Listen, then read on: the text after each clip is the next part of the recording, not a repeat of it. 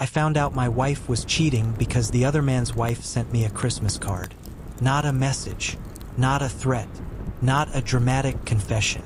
A glossy red envelope with a photo of my wife standing next to her husband, both of them smiling like they just won the lottery. On the back, written in neat silver ink, "I thought you deserved to know. That was the moment my marriage ended." I just didn't know yet how ugly it was about to get. Her name is Claire. We've been married 8 years. No screaming fights, no broken dishes, no obvious red flags. We had what people call a boring good marriage. Mortgage, 2 dogs, Sunday grocery runs. Predictable, safe, steady. At least that's what I thought. The card came 3 days before Christmas. Claire was upstairs wrapping gifts. I was at the kitchen counter sorting mail. When I pulled out the envelope and saw her face on the photo, my brain genuinely froze. I remember staring at it, waiting for it to make sense. She was wearing a blue dress I'd never seen before, standing too close to a tall guy with his hand on her waist. Not friendly clothes, intimate clothes, the kind of close you don't notice unless you're looking for it. But I wasn't looking for it. The inside of the card was short. "Merry Christmas, Daniel. I'm sorry you had to find out this way. They've been together for 7 months. I have proof. If you want it, call me." There was a number. I didn't confront Claire that night. I didn't storm upstairs or throw the card in her face. I just sat there, listening to her hum while she taped wrapping paper, listening to the normal sounds of my normal house. I called the number the next morning from my truck. Her name was Melissa. She sounded exhausted, not angry, not hysterical, just tired. She told me she'd hired a private investigator 2 months ago. Hotel receipts, photos, text screenshots, the whole thing. They said they were in a marketing conference group, she said quietly. Turns out the only thing they were marketing was each other. I should have felt rage. Instead, I felt stupid. Like everyone else had been in on a joke and I was the last one to hear the punchline. Melissa offered to send everything. I told her yes. By the time I got home that afternoon, the email was already there. Pictures don't lie the way people do. There they were walking into a hotel, kissing in a parking garage, sitting across from each other at a restaurant table, leaning in like teenagers. 7 months. 7 months of lies. And here's the part that makes me the asshole in some people's eyes. I didn't confront her right away. I waited. I acted normal. I watched. I wanted to see how far she'd take it. For 2 weeks, I became a ghost in my own life. I studied her patterns. Late gym nights every Wednesday, sudden work dinners, smiling at her phone when she thought I wasn't looking. I checked our phone bill. Dozens of calls to one number. I started recording dates, times, excuses. On New Year's Eve, she kissed me at midnight, looked me dead in the eyes and told me she loved me. I almost laughed. 3 days later, I followed her. She said she had a client dinner downtown. Instead, she parked 2 blocks from a boutique hotel. He was already there, waiting outside. They hugged like they'd been apart for years.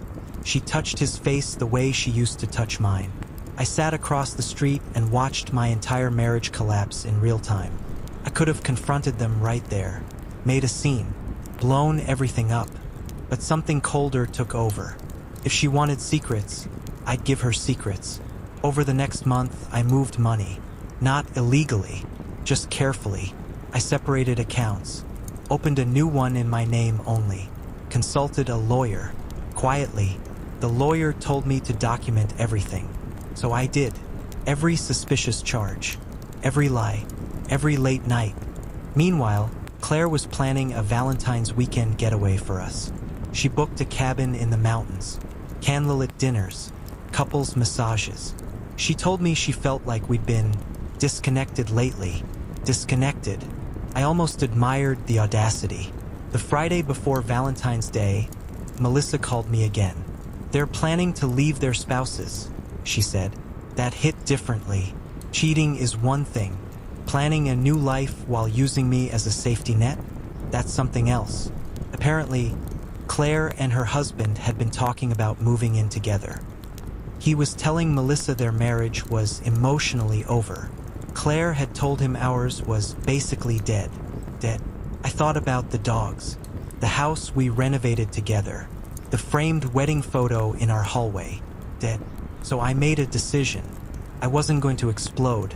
I wasn't going to beg. I wasn't even going to yell. I was going to let her believe she had control. On Valentine's weekend, we drove up to the cabin. Snow everywhere, fireplace crackling. She looked happy, relaxed, maybe relieved. Saturday night, after dinner, she poured wine and curled up next to me on the couch. "I'm really glad we're doing this," she said softly. "I feel like we needed it." I studied her face. 8 years of memories sitting right there. "Yeah," I said. "We definitely needed it." Then I slid my phone across the table. On the screen was a photo of her kissing him in the parking garage. I'll never forget the sound she made. Not a scream, not a gasp, just this tiny, broken inhale. She didn't deny it. Not at first. She just stared at the phone like if she didn't blink, it might disappear. "How long?" I asked. Silence. "How long, Claire?" 7 months, she whispered. At least she didn't lie. What came next was textbook. It just happened. She felt unseen. It didn't mean anything at first. She was going to tell me. I let her talk. Then I told her I knew about the hotel, the calls, the plan to leave. That's when her face changed. "You talked to her?" she asked. So she knew Melissa might reach out. That stung more than the cheating. "Yes," I said. "We've compared notes." She looked scared for the first time. "What do you want?" she asked quietly. And that's the moment I realized something dangerous. I didn't want her back. I wanted her to feel what I felt when I opened that Christmas card. Small, replaceable, blindsided. So I told her the truth. I already filed. Her eyes widened. Filed what? For divorce. The cabin suddenly felt very cold. She started crying then. Real tears. Snot. Shaking hands. She grabbed my arm like I was about to fall off a cliff instead of her. "Daniel, please," she said. "We can fix this." Fix. That word again. What she didn't know yet was that I'd already sent copies of everything to her HR department. Because here's the part she forgot. He wasn't just some random guy. He was her direct supervisor. And company policy was very clear about that. I didn't tell her that part at the cabin. Not yet. I just stood up, grabbed my jacket, and stepped outside into the snow while she sobbed inside. And for the first time in 8 years, I felt something close to peace. But I had no idea how messy it was about to become. Because Claire wasn't just losing a husband. She was about to lose everything. When we got back from the cabin, Claire barely spoke the entire drive home. She kept glancing at me like I might suddenly change my mind, like I might reach over and tell her this was some kind of sick test and she'd pass by confessing. I didn't. I drove. Hands steady. Radio off. Snow melting against the windshield. The house felt different when we walked in. Same couch. Same framed wedding photo. Same dogs running to greet us. But something invisible had shifted, like the air pressure before a storm. She tried again that night. "I'll quit," she said, standing in the kitchen while I put dishes away. "I'll transfer departments. I'll block him. I'll do therapy. Whatever you want." It would have been easier if she'd yelled, if she'd blamed me, if she'd acted cold. Instead, she was desperate. But desperation after getting caught doesn't impress me. "You should probably focus on your job," I said evenly. She flinched at that. "What does that mean?" "Nothing," I replied. That was the first crack of fear in her voice. The next morning, at 9:12 a.m., her phone rang while she was in the shower. I was sitting at the kitchen table, coffee in hand, staring at nothing. Her phone lit up on the counter. Work. It rang once, stopped, rang again. Then my phone buzzed. "Melissa, he just got called into HR," she texted. Something about a complaint. I didn't respond. Upstairs, the shower turned off.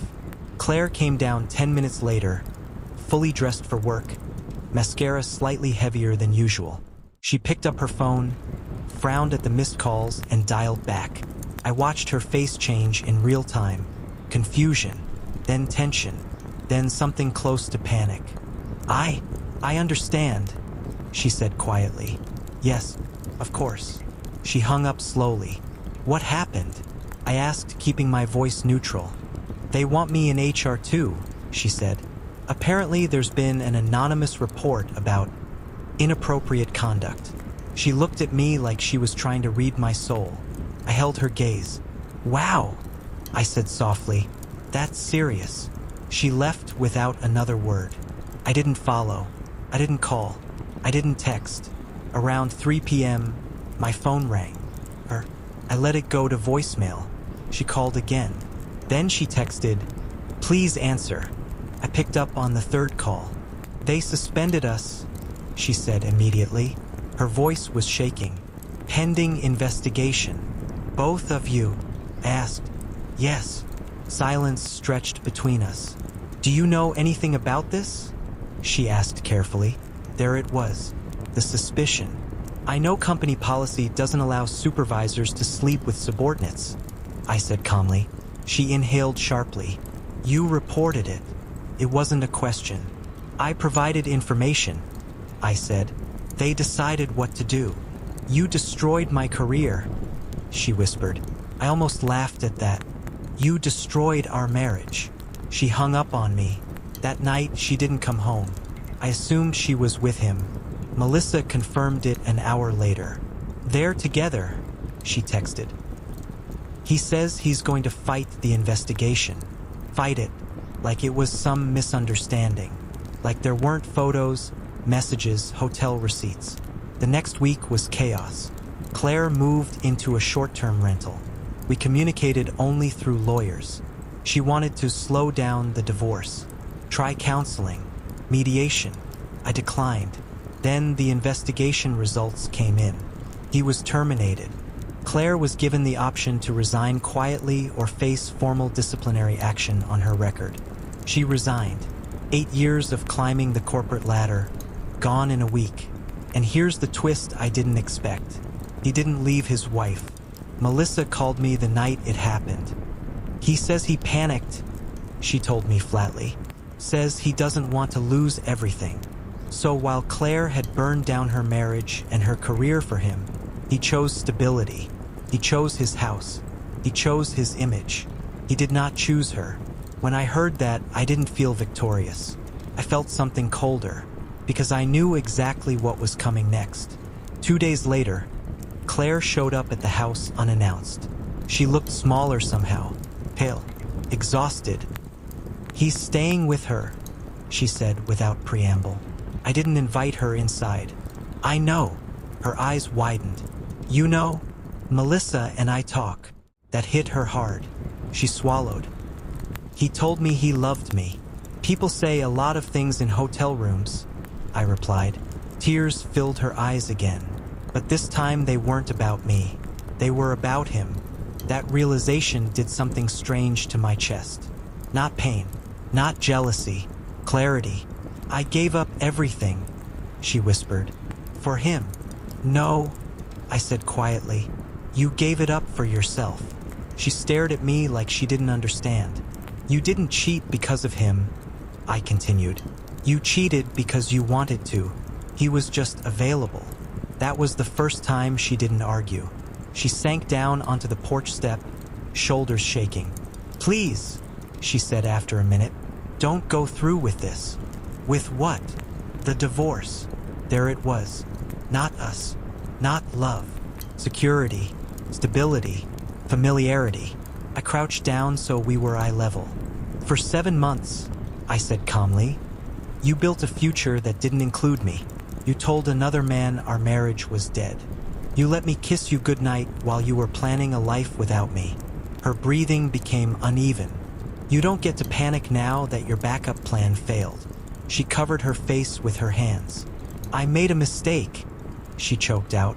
"No," I said softly. "You made a series of choices." I stood up. "I hope he was worth it." She looked up at me then, eyes red and desperate. "He wasn't." And for a split second, I believed her. But belief doesn't fix broken trust. It doesn't erase hotel rooms. It doesn't rewind 7 months. "I'll have my lawyer send the final papers," I said. She didn't try to stop me this time. As she walked back to her car, I realized something. I didn't feel rage anymore. I didn't even feel revenge. I felt empty, because the truth is, exposing them didn't bring my marriage back. It just stripped away the illusion. And illusions are sometimes easier to live with than reality. But it wasn't over yet, because 2 weeks later, something showed up in my mailbox that I never saw coming, and it made me question whether I'd actually won it all. 2 weeks after Claire resigned and moved out, I found a thick envelope in my mailbox with no return address. For a split second, I thought it was junk mail. Then I saw the handwriting. Claire's. My chest didn't tighten. It didn't race. It just felt heavy. I took it inside, sat at the kitchen table, the same one where I'd opened that Christmas card, and stared at it for a full minute before tearing it open. Inside were divorce papers, not the ones my lawyer drafted. These were different, highlighted sections, sticky notes, a handwritten letter clipped to the front. I unfolded the letter first. "Daniel, I know you hate me. I know I deserve most of this. But before this becomes final, there's something you need to understand. I didn't just ruin our marriage. I ruined something else. And you deserve the full truth." My stomach dropped.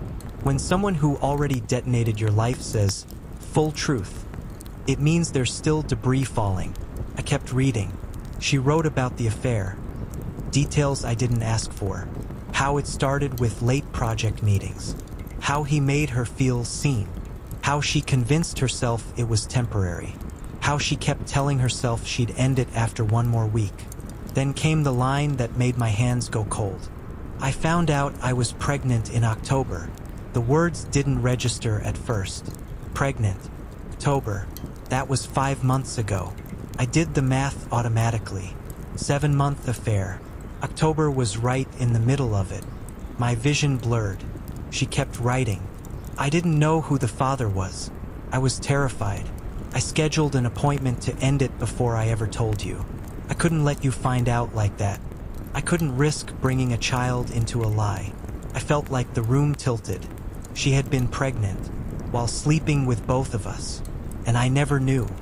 "I ended the pregnancy alone," she wrote. "He didn't know. You didn't know." I told myself it was easier that way. I thought if I erased the evidence, I could still fix everything. Erase the evidence. That's what our marriage had been to her by then. Evidence. I leaned back in the chair, staring at the ceiling. There's a specific kind of pain when you realize the betrayal was bigger than you imagined. Not just physical cheating, not just emotional betrayal, a secret pregnancy, a decision that involved me in ways I never consented to, and she handled it alone, not because she was protecting me, but because she was protecting herself. The letter continued. "When you exposed us, part of me thought I deserved it, but another part of me felt relieved. I was drowning in secrets. I hated myself every day." She said she didn't expect forgiveness. She said she just didn't want the divorce finalized with me believing the affair was the only truth. "I did love you," she wrote. "I just became someone I don't recognize." That line sat with me because I didn't recognize her either. But here's the part that twisted everything. At the bottom of the stack of papers was a lab receipt, dated 2 weeks ago, a fertility clinic. My name listed under spousal history. I flipped through the pages faster now. There were notes, test results, hormone panels, and then a summary. Patient experiencing complications from previous termination. Future conception may be medically difficult. I stared at it. Claire had always wanted kids. I was the one who kept saying, "Not yet. Not until we were more stable. Not until work calmed down. Not until the timing felt right." And now, there might not be a right time anymore. I didn't know what emotion I was supposed to feel. Sympathy? Anger? Guilt? Because no matter how she got pregnant, no matter how she betrayed me, that was still a life decision tied to us. and she carried it alone. I folded the papers slowly. For hours, I sat there replaying the timeline. October. That's when she'd started acting distant. That's when she'd cried in the shower once and said it was just stress. That's when she'd insisted on taking a weekend girls' trip. That now I realize probably wasn't a girls' trip at all. She wasn't just cheating. She was panicking, and I never saw it. Not because I trusted her, but because I never imagined she'd go that far. That night, I called my lawyer. I told him to pause the final filing, not cancel it. Pause. Then I did something I didn't expect. I called Claire. She answered on the first ring. "Did you get it?" she asked quietly. "Yes." Silence. "I wasn't trying to manipulate you," she said quickly. "I just couldn't let you sign without knowing."